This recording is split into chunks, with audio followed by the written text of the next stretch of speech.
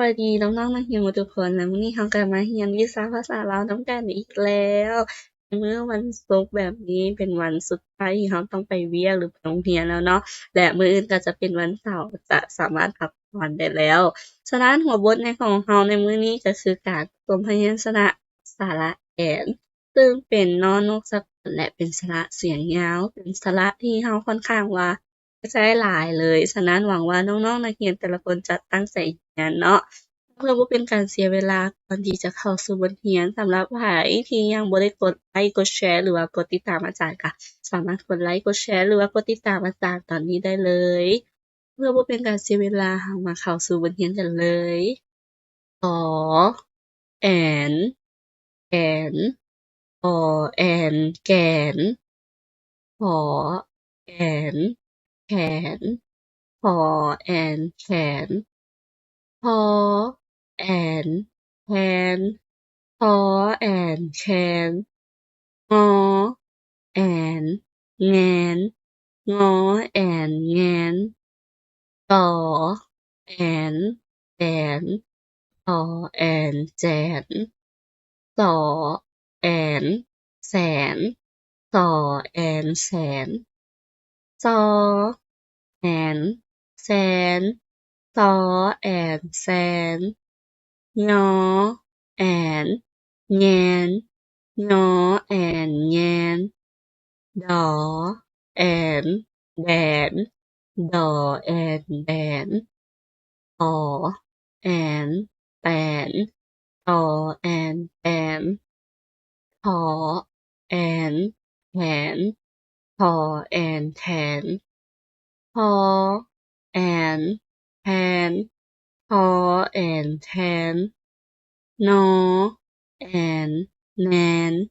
นอแอนแนนบอแอนแบนบอแอนแบนปอแอนแอน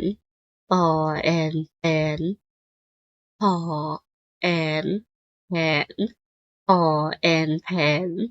ฝอแอนแฝนฟอแอนแฝนพอแอนแพนพอแอนแพนฟอแอน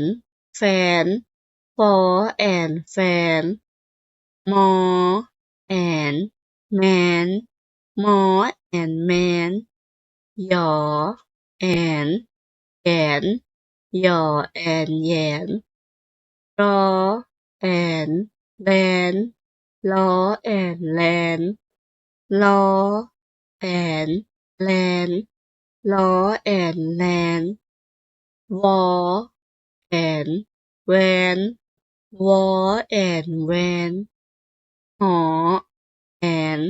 แหนหอแอนแหนออแอนแอน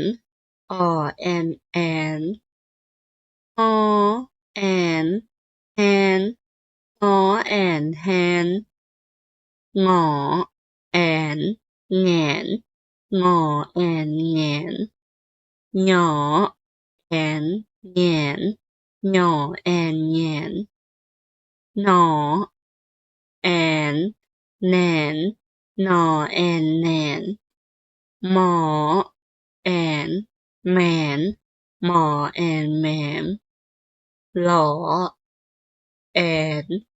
แหลนหล่อแอนแหลนวอแอนแหวนวอแอนแหวน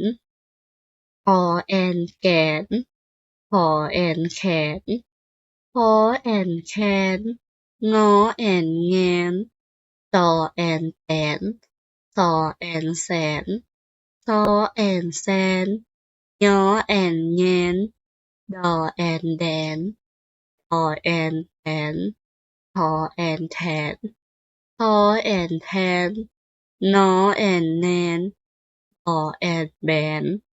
ออแอนแฟนพอแอนแทนฟอแอนแฟนพอแอนแพนพอแอนแฟนฮอแอนแมนยอแอนแยน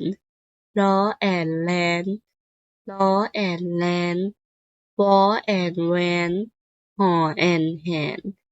or and and หอ and hand อ่อ and แหงนหน่อ and แหยนหน่อ and แหนนหมอ and แหมนต่อ and แหลนหว่อ and แหวนบทเรียนของเราในมื้อนี้ก็จบเพียงเท่านี้เนาะสำหรับสาระแอนเป็นจั่งใดถูกใจหลายๆคนหรือบ่ถ้ารู้สึกว่าถูกใจวิดีโอนี้ก็อย่าลืมกดไลค์กดแชร์หรือว่าคอมเมนต์ให้กำลังใจอาจารย์แหน่เด้อแล้ววิดีโอของเราในมื้อนี้ก็จบเพียงเท่านี้เนาะขอขอบใจ